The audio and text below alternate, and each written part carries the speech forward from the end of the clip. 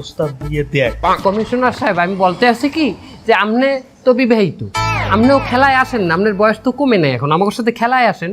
এই শালা, তুই কি আমার এই খেলায় নামায় তুই কি প্রতিশোধ দিতে চাচ্ছিস? বয়স আমার কম হয়নি, কাল আমি পার করে আইছি।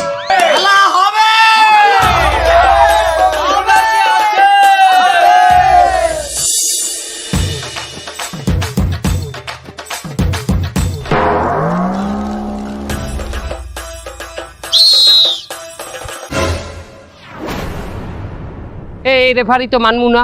কেন, কি হয়েছে?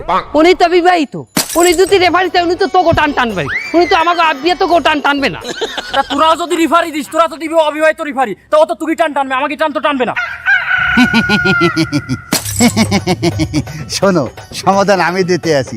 তোমাকে খেলায় যে রেফারি লাগবে, এই আমি রেফারি পারফেক্ট আছি। তোমাকে একজন রেফারি লাগবে যে বিবাহিত আবার অবিবাহিত, এইটা হইলাম আমি। কেমনে?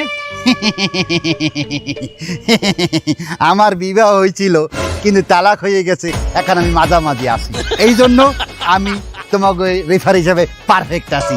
তুমি মেয়া রেফারি, তার তুমি পাকিস্তানি গেঞ্জি গায়ে দিয়েছো কেন? আমি বিহারি। বিহারি হলে তোমার গায়ে ইন্ডিয়ান গেঞ্জি থাকবে, পাকিস্তানি গেঞ্জি কেন?